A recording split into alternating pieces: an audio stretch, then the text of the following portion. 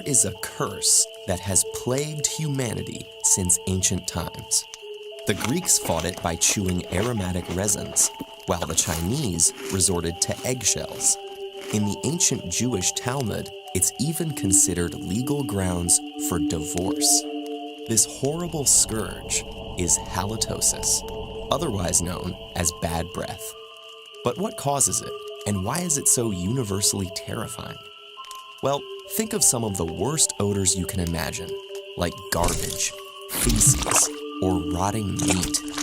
All of these smells come from the activity of microorganisms, particularly bacteria.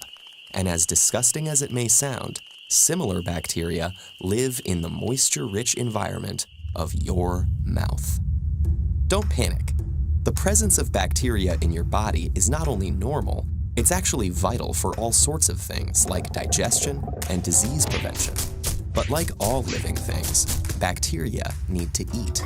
The bacteria in your mouth feed off of mucus, food remnants, and dead tissue cells.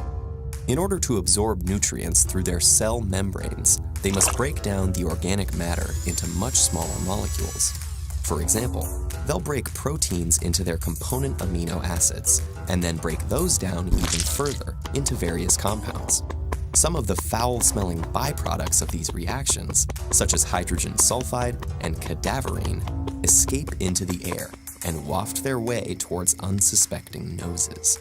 Our sensitivity to these odors and interpretation of them as bad smells may be an evolutionary mechanism warning us of rotten food and the presence of disease. Smell is one of our most intimate and primal senses, playing a huge role in our attraction to potential mates.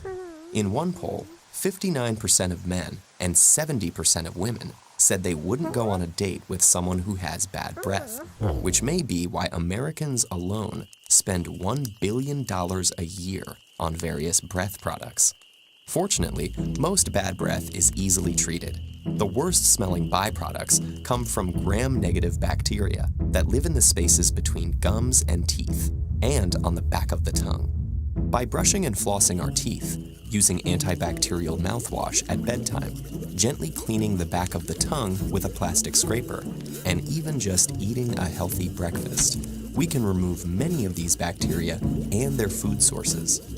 In some cases, these measures may not be enough due to dental problems, nasal conditions, or rarer ailments such as liver disease and uncontrolled diabetes.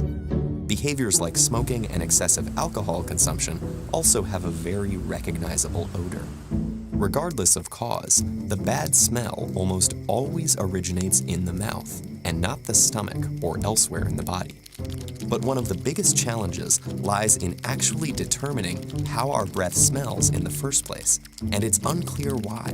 It may be that we're too acclimatized to the smell inside our own mouths to judge it, and methods like cupping your hands over your mouth or licking and smelling your wrist don't work perfectly either. One study showed that even when people do this, they tend to rate the smell subjectively, according to how bad they thought it was going to be. But there's one simple, if socially difficult, way of finding out how your breath smells.